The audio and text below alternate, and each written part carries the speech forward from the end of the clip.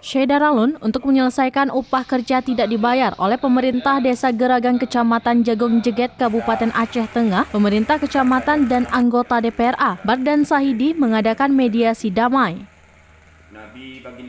Mediasi damai tersebut dilakukan yakni dengan menghadirkan 5 pemuda yang sempat menyita aset desa dan seluruh aparatur desa setempat.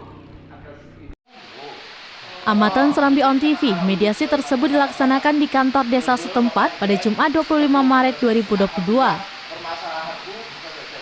Tampak hadir anggota DPRA Bardan Sahidi, Camat Jagong Jeget Abada, sejumlah pemuda dan aparatur kampung setempat. Dalam kesempatan itu, anggota DPRA Bardan Sahidi memberikan bantuan kepada 5 pemuda yang bekerja pada proyek pembangunan Gedung Pendidikan Anak Usia Dini atau PAUD tahun 2021.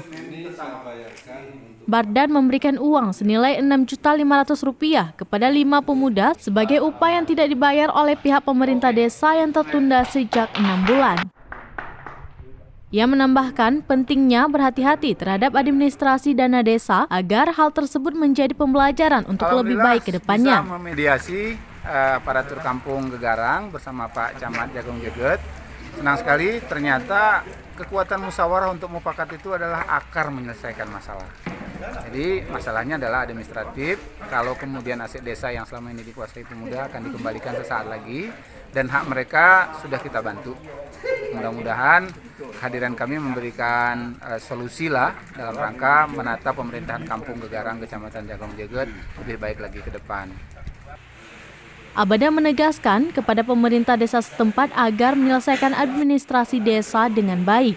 Camat berupaya akan mencari data terkait hutang desa yang belum diselesaikan.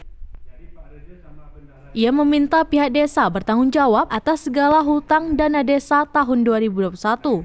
Di akhir kesempatan, sejumlah pemuda dan aparatur kampung saling bersalaman. Pemuda dan pemerintah desa mengucapkan terima kasih kepada Camat Jagong Jeget dan Bardan Sahidi yang ikut membantu mediasi menyelesaikan permasalahan tersebut.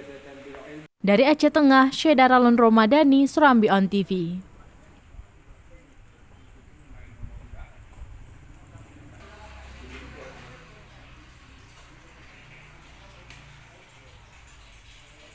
Aset desa setelah asar kita kembalikan.